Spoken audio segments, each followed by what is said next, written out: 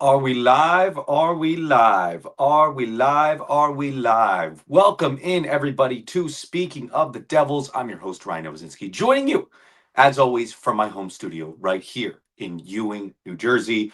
Um, I was right across the street last night when there was the bit of the Friday Halloween news dump. That the Devils are extending goaltender Jacob Markstrom 2 years, with a $6 million annual average value. So that's 12 million total for Jacob Markstrom, who is 35 and will this is a this it's a risk extending this guy, but we will get into that today. Thank you all for tuning in once again to Speaking of the Devils. Um, let's get into kind of my thoughts on this contract.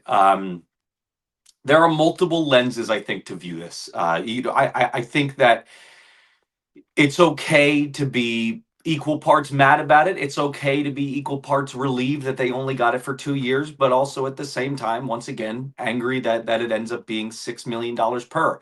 The cap is rising, and that's definitely a big key here. But I think when talking about this deal, feel like we have to break it down in terms of the good, the bad, and the ugly, right? So that's what I did in my notes here. The good.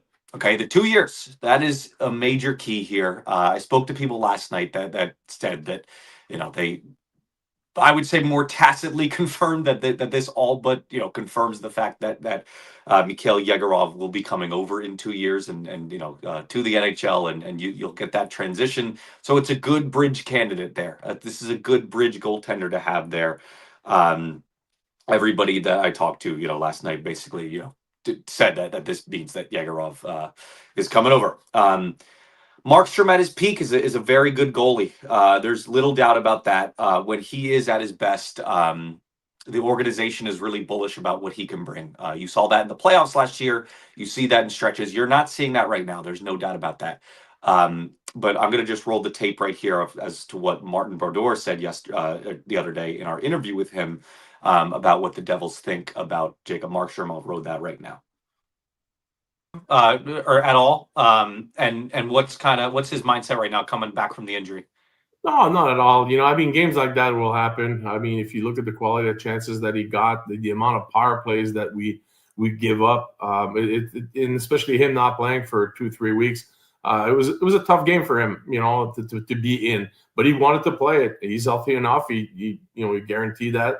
He probably had some good practices. I talked to my goalie coach. Everybody was real comfortable for him to be in the net. But things like that happen. He's going to bounce back. Like, he's a real pro. Not worried about that. It's about how he competes out there, and for the amount of goals that he got scored, like the amount of big saves he made was pretty impressive.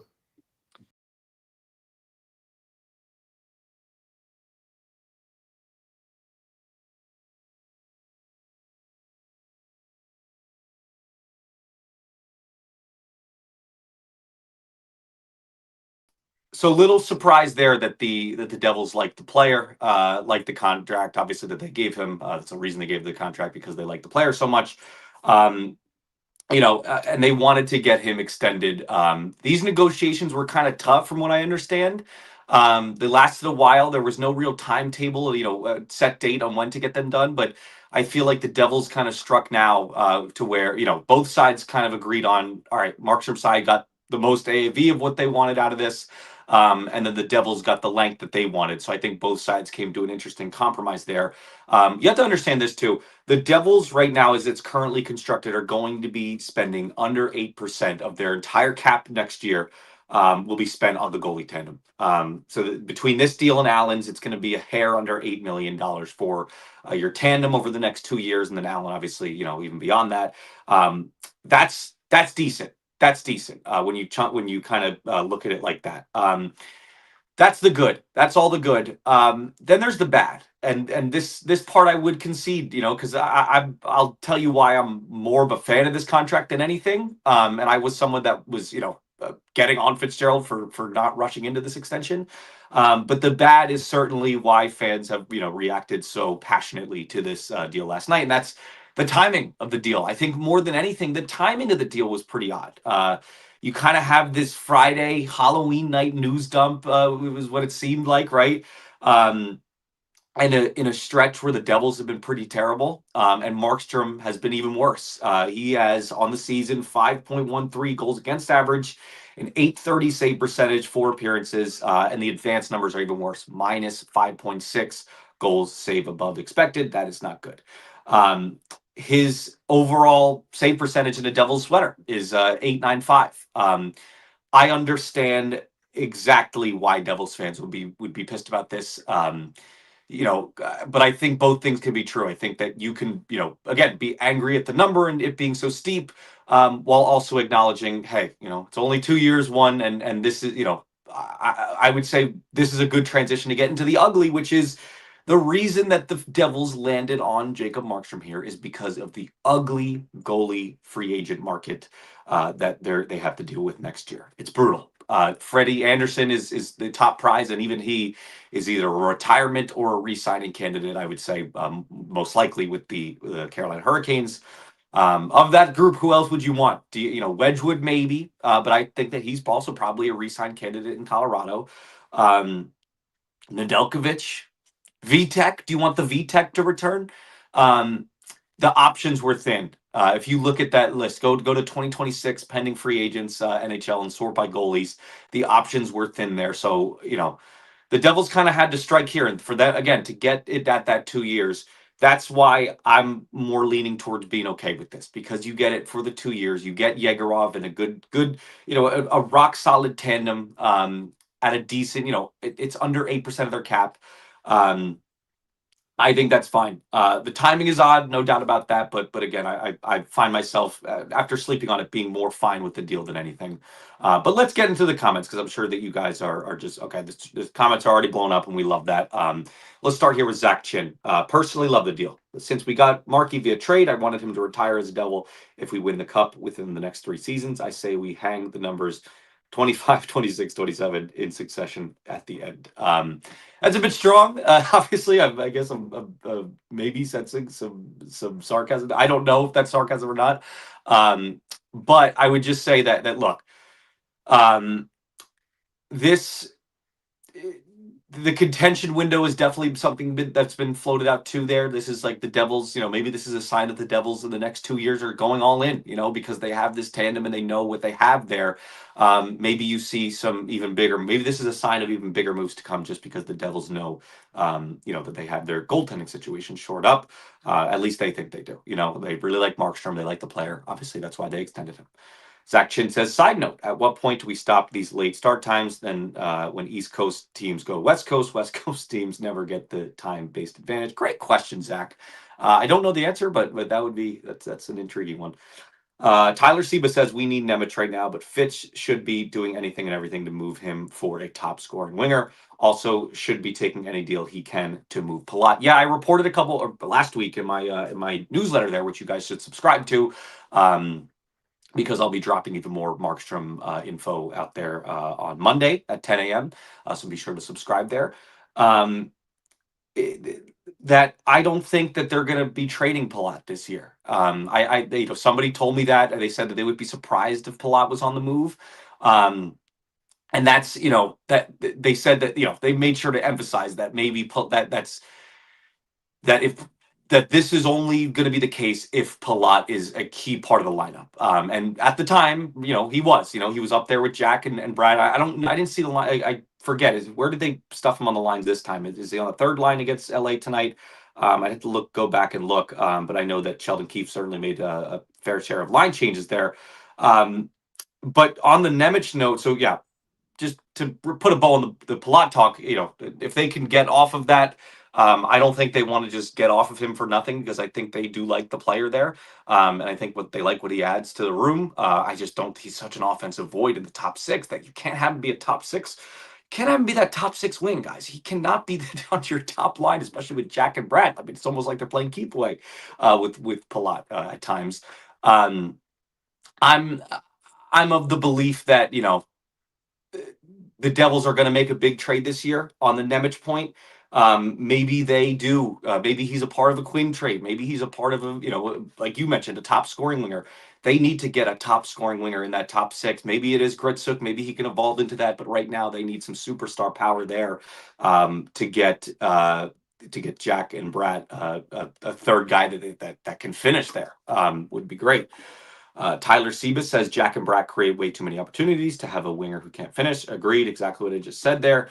Arthur said, should Fitz have waited a bit more? Yes. Is it a good contract? Yes. With the cap going up, it won't impact as much, and trading him will be easier if needed, especially if there's a year left. Great points there, Arthur. Yeah, I mean, look, this is the cap is going up. I don't think we're all used to these new contract numbers yet. 6 million is probably going to look like 4 million in a couple of years. I know that it looks kind of weird right now, but that's just the reality of the situation.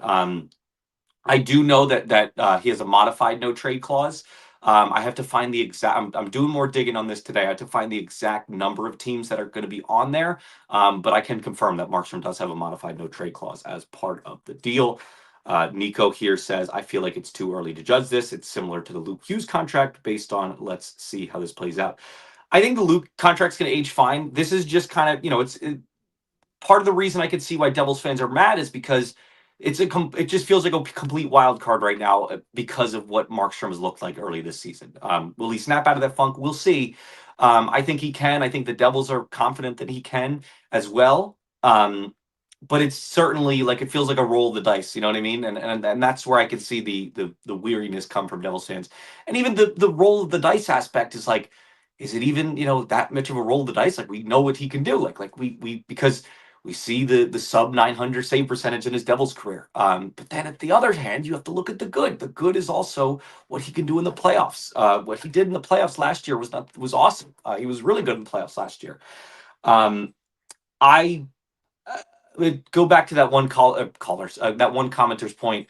Fitz, it's interesting that Fitz tried to rush into this, but what timing for him, I guess, to get to get this term at a time where Markstrom's off to a bad start. So maybe that played into it a little bit. Maybe the Markstrom's sloppy start played into him getting the term that he wanted and having it be short. Let's see. Duck Duck Gusev says, I think the contract ends up being fine. I would have preferred waiting until he showed something positive from a PR standpoint. Extending him right after an 8 spot and sitting at 830 save percentage, it's And that's why I think you see it at what is it, like 8:30 p.m. on Halloween night during a World Series game. Yeah, it's definitely from a PR standpoint, I think that a lot of people that kind of rubs people the wrong way for sure. But this might be one of those things, like you mentioned, Duck Duck, that's just gonna age well. But again, it could go either way. It's a flip of a coin, if you will. Most concerning thing for me is his age and can he stay healthy. I've talked to people that said that they're confident Markstrom can stay healthy and that his game will age well, because of the fact that he got such few reps when he was a younger goalie. Whereas you see some of these other goalies that get these massive contracts and stuff like that, and they play a lot when they were younger and their games don't age as quite as well. I've talked to people that say they think the opposite will happen for Markstrom. We'll wait and see. Obviously, it's not looking good to start the year. But again, it's definitely a wait and see process. Jay says, "What's up, Nova? What's up, Jay? How are you, sir or ma'am?" Nico says, "I do wonder how this plays out for Dawes and Mikhail Yegorov." Yeah, the Dawes piece. Let's talk about the Dawes piece a little bit. My take on this, I guess, is if the Devils believe, because everybody and I've said this on the stream, it'll be doing a disservice to you guys to if I were just like funneling information that I was given without fact checking it or whatever.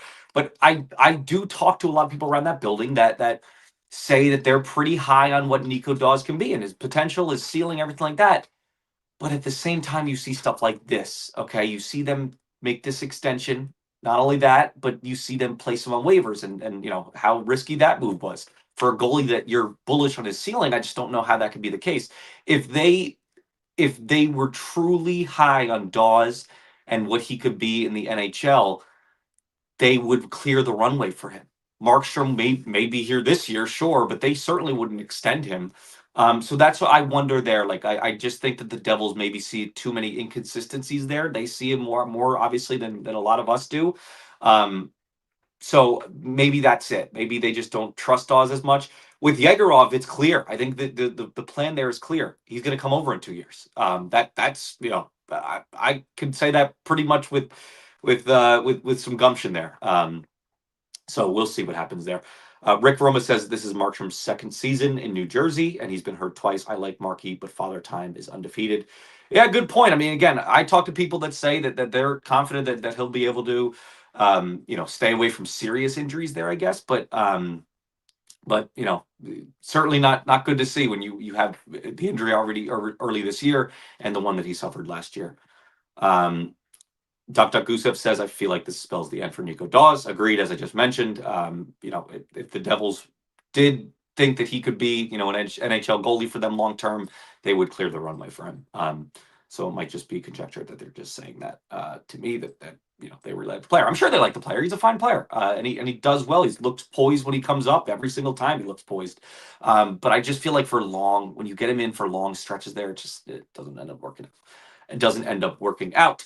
Noah says, hello, sir. Hello, Noah. I think an extension was always going to come and fans shouldn't be shocked. My main concern was always about the term. I'm glad the term didn't budge, even if it's more expensive. Yeah, you have to give a little to get a little, right? You have to give a little to get what you want. The Devils give up, having to eat a little bit of term there. Thank God their 1B goalie and Jake Allen makes such little salary. Because the Devils have to pay a little bit more of a luxury item there for them to pay the $6 million per year.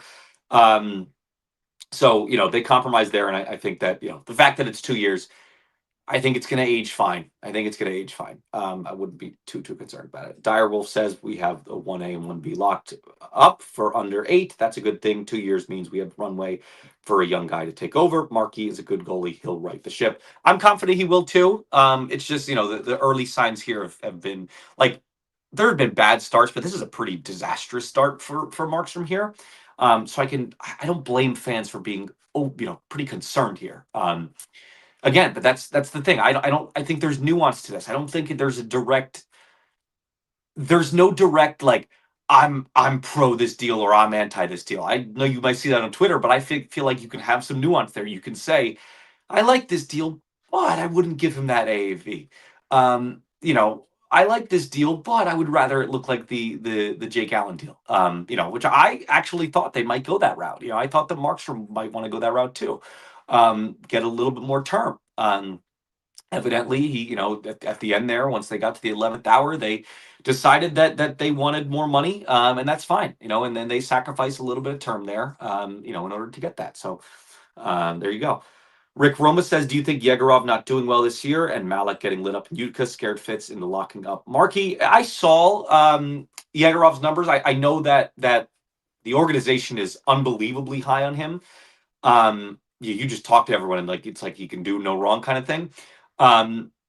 But I think that they're confident that he'll right the ship there because he was just he was ballistic the last year I think it was. He was putting up insane numbers, so I think that they know that he can right the ship. I just think they locked up Markstrom again for the shorter term so that they can have a transition process for when Markstrom or for when Yegorov is ready to come over. Rick Roma said also Utica shut out again. LeChance and Lenny still looking for their first point. Yeah, that's really bad. That's not looking good at all. We thought, I thought that Utica would be really good this year. That's was kind of the promise, I guess, going into it was that Utica looked like looked like one of the best Utica teams yet. Killabush said it when he was acquired, said it during extension talks. Fitz's job relies on Markstrom. Fumbled goaltending in every year in core players' prime windows. Now goes all in on an old goalie with a 895. Great point, Killabush. Great point. I don't know necessarily if ownership views it that way, but the pressure should be on. You at some point we always talk about these great value contracts for the Devils, right? We talk about the Jack deal, we talk about the Nico deal, all this stuff. But at some point, all the chips have to go in, right? At some point, you have to start cashing in and advance past the second round with all these great, good value young players locked up to such great deals. Yeah, it's a good point. It adds, maybe you keep seeing in all the reports that come out about Markstrom. People talk about the extension or the contention window for the Devils. maybe that is how ownership views it. Maybe they say, Fitz, this is kind of, it's maybe not do or die, but like the pressure will be on if you don't do if this Markstrom thing doesn't work out, if he doesn't eventually hoist the cup, or at least do some damage in the playoffs, and go past the second round. Come on, let's get a long playoff series here. Rick Roma says, have you been hearing any rumblings about who will enter the Ring of Honor in January? I haven't, but it should be Lou. Um, I'm saying a quote here, so I'm not saying this guy. Dick Burger says, is Fitz going to at least have a press conference? I don't think so. I'll put in a request. I'll put in a request. Why not? So we'll see. Um, Noah says, is today a must-win game? I feel like it is, and maybe with a Markstrom win, he and they get the momentum back. Are you surprised by how much of an impact Pesci has had on team mentally? To answer your second question, yes, I didn't think that a Pesci injury. I knew that the Pesci injury would have an impact on the team for sure, but I didn't think that it would be defense ruining. To where they're giving up 13 goals in like 10 periods or like 8 periods or something like that. So that's been alarming. To answer your first question, I don't think that it is we're in game like 11 or something like that. I don't think we're in must-win territory quite yet. However, it would be huge. It would be really bad if they lost tonight, especially if Markstrom starts and has a bad game. The Devils need to pull out a win against a Kings team that's been kind of slow to start the year. Um, they should roll this team tonight, and Markstrom needs to have a good game if he's playing. Jay says, "What's with all these defensive breakdowns without Pesci?" That's the thing, man. That's the ultimate question. I think the Devils are playing with a little too much risk right now. I think you have guys in there that want to push it in their own end, but don't necessarily have the two-way chops. It's been the defensive breakdowns have been alarming, and that's something that they surely want to clear up. Jay says Dawes' glove side is shaky. It sure is. Rick Roma says Dawes is going to be 25 next month, and he has been at best an average AHL goalie. He's also been put on waivers. I'm wondering if they're just not very high on him. Again, everybody that I talked to was very high on him, and they said they were super nervous whenever he was put on waivers and everything like that. And all that's fine. But that just kind of just sounds like maybe it's everything else that the Devils have been doing points to, okay, maybe they don't think he's necessarily an NHL goalie or can be in their crease. You know, based on extending Markstrom, based on putting him on waivers in general, it doesn't sound like the Devils necessarily want to keep Dawes long term. Nico says, I'm personally fine with the money. Maybe $5 million could have been better, but it could have been worse. And again, the biggest point of all is that the Devils have their goalie tandem next year counts against a hair under 8% of the cap next year. So that's pretty good. In terms of roster management, I think that's okay. Zach Chin says, I think his extension pending may have been affecting his play. It reminds me of Pete Alonso last season when he was dog water because he was in free agency. That's a good point. Zach. And it's funny, like I don't even think we've had a chance to talk to Markstrom this year. I was on the road trip, or sorry, I'm not on the road trip, obviously. So I haven't been able to talk to him all year, but I was gonna put in a request for him a number of weeks ago. And then the injury happened. So we haven't been able to talk to him. I've been dying to talk to him about these contract rumors and stuff like that. But obviously that just hasn't happened yet. Let's see. Okay, that's it for the comments. Any other thoughts, guys? Any other thoughts on the upcoming game? Do you guys think this is must-win territory for the Devils? I'm going to just pull up these lines here just to see what they look like so we can kind of go through these and break these down. Because I know that Keith made a number of intriguing decisions here. So we have Stefan Nason finally making his triumphant return to the top six. I think the thought there is that they can maybe get, him in the dirty areas and Jack can dish it to him and the chemistry that Jack and Brad have had early on here. They're banking on him, turning it on 5-on-5. Nason was certainly a great 5-on-5 player last year at the first half. So maybe they think they can recreate a little magic there. Palat Heischer Gritzuk is pretty odd. I just don't mess with that line too much. Keep Meyer up there. That seems like a line that bisect. I know that Keith doesn't necessarily make too many line shuffles. It was not like Lindy who puts him in a blender after one freaking period. But that just feels like one that's going to be out the window by come the end of the first period.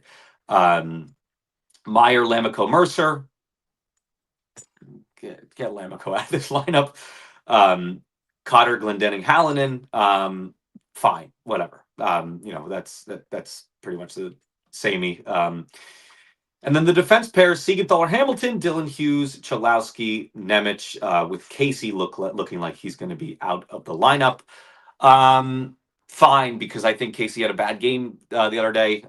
Clearly needs to get more legs under him before he gets there. And then Connor Brown, obviously being out of the lineup is big as well. People are asking me, Duck Duck Gusev says, I know you're not out there, but any word on Brown? I think the official word from my dog is my girlfriend's shoe right now. That's her problem. Come here, puppy. Come here, baby. Yeah, whatever. Um, no, but I don't think they're overly concerned. That's what Keefe said it yesterday, at least. I'm going to pull up his exact quote here. Um, let's see. Sorry. On Connor Brown, he's questionable for Saturday.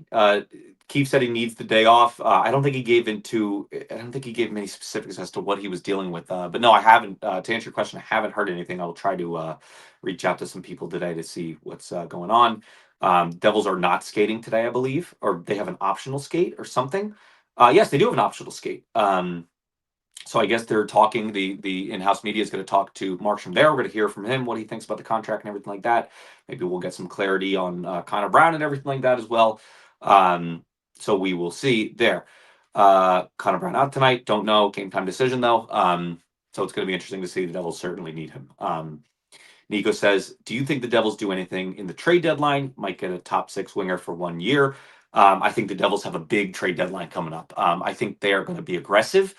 When I asked Martin Brodeur about that, which you guys should totally go check out that interview. It was a lot of fun. He, pretty much gave the couched, PRE answer. So not much to glean there, but everybody, not every sign points to the Devils having a big splash at the deadline, I think. And I think that's all, we see all these prospects that are in and stuff like that. That they still have in the system. I feel like they're going to push all those chips in because what are you trying to do with those? Like, what is all due respect to like a Seamus Casey and all due respect to like a even like anyone on that right side, like even Nemec, like it's kind of like at some point you're going to have to push those chips in. You can't keep this right shot defenseman depth in the system that long. So I don't know, but I do think they're going to have a big deadline. As for who that top 6 winger is, I'm a Jared McCann guy. I love Kyrou too. I love Kyrou. I think that would be a really good fit for the Devils. So if they can manage to poach one of those guys away, would be awesome. Zach Chin says, really hoping to see Nason stay on the PB&J line. Palat has missed so many net front chances, and Nason was notorious for bearing those last season. Yeah, again, he's the net front guy. That was his bread and butter last year. That was the key to his hot start at 5-on-5 play last year. Scored the most goals that he did in his career. So I think that's a good fit. And I think, I think the fourth line has had whereas the Devils haven't been great these past couple of games, the fourth line surprisingly has, and that was like the one weak spot for the team during the 8-game winning streak. So maybe, Nason being hot, the Devils see an opportunity for him to get even hotter with playing with PB&J, which is rolling right now. I had somebody last night, a Devils employee, I will say, text me and say that my Halloween costume, which I will put on for you guys right now. It was Walter White, as you can see. It looked better with the hazmat suit and everything. But I had somebody last night say that I looked like Stefan Nason dressed up as Walter White. So that's a hell of a roast. I don't know if it's a roast or a compliment, but it was something. Rick Roma says Devils won 8 in a row and Keefe made lineup changes and played Markey against the top offense of the league. Why? The lineup changes were curious. I thought, but it was obviously due to injury. Cody Glass going down and them having to make some tweaks around and everything like that with Pesci as well. Look, I was an advocate for playing the hot hand. If it ain't broke, don't fix it. That is the case with Allen too. I think Allen should have kept on going as well. Because I just don't. But that's the precarious thing. That's the precarious situation the Devils find themselves in with these two veteran goalies, is that they kind of have to manage their reps a little bit more. So we'll see. JC Fowler says, need to win back to back to bring back the positive vibes. You sure do. Just, let's let's get out a win streak because that was so good for business in the stream and everything like that. So the Devils winning, is always good for business. Noah says, I'm glad Casey's has eyes in the sky for tonight. I'm happy to wait on his play. I'm not too concerned about it. I think it just comes down to him overthinking filling the shoes of Pesci. Great point. I mean, you know there was going to be a defensive kind of lapse there with replacing Casey there with Pesci, but it definitely was really bad the other day. Zach Chin says, "Do you think there's a chance a big move is made before the deadline, like with what Colorado did with Rantanen last year?" I've always said that I think that we're going to see maybe a more active trade market maybe early on in the season, and that's just maybe a byproduct of how slow it was this offseason. You know what I mean? Like maybe that's why we might see that happen before then, because the floodgates, so to speak, are just ready to burst. Rick Roma says, "Who is this Lamico character and why is he being forced on us?" The funny thing about Lamico is that I don't even think that he had necessarily a terrible, terrible game the other day. But it's just one of those things that you see him on the third line. It's like, who is this? Why is he the 3C? Like that's ridiculous. Duck Gusev says, glad Hallow is getting back in there. Thought he finally had gotten comfortable and was playing well before we took him out. That seems to be the case with Brian Hallinan too. Devils kind of are, treat him a little weirdly, because he's always hot, and then, then he doesn't get the call up, and then, when he's finally finding his footing, they take him out of the lineup too. I'm just gonna retweet the tweet here, just so we get a couple more people, hopefully in the chat, and then we can wrap up here. But we are having a blast today, so thank you all for tuning in. Be sure to like and subscribe if you have not done so yet. Duck Gusev says, I know I've mentioned this on multiple streams prior, but I'd love to see Ethan Edwards get a look at. Duck, I know you are an Ethan Edwards truther. Yeah, he's got a bit of two-way, skill to his game as well, and I think he had an awesome preseason. The Devils loved what he did in training camp as well. I thought, and this is me being wrong. I thought that there was a chance that he was, just never going to sniff NHL action, pretty much, and that's not necessarily a knock on him. That's a knock on that's a testament to the Devils' defensive depth. But clearly, I think in the preseason he showed that he could, and he'd be an interesting one to look at. Dr. Kusev said he'd be only the second number 73 in Devils history, by the way. I'm sure the first one being Tyler Toffoli. And you don't get a lot of those high numbers, obviously, because Lou was had the rules about numbers and whatnot. Let's see. Noah says, I believe a team always has to have a guy who gets negativity no matter what. Lamico is that guy this year. Get him out. Are you sure? I feel like Palat, ever since he signed that massive contract, has always been the guy that catches the strays. I guess Lamico is just the guy that catches the strays because, what's it called? Because he's just like him being on the third line. You just look at it and you're like, who the heck is Juho Lamico? Like, what the heck is that? So when you see him on your third line, it's like, oh God. So I could see why he catches the strays, even if he had, just an okay game the other day. He didn't do necessarily anything overly egregious.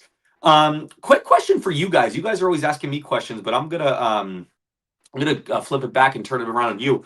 Two things. One, did you guys like the intermission stream? I liked it. I thought it was fun. It might be a fun way we can incorporate, that we can manage through and push through these later West Coast games. Maybe we do one tonight. Maybe we do a couple tonight during the intermissions. And I'm actually thinking we're doing a post game stream because I'm kind of fired up for this game tonight. Number two, do you like the goatee? I hate it. It is brutal.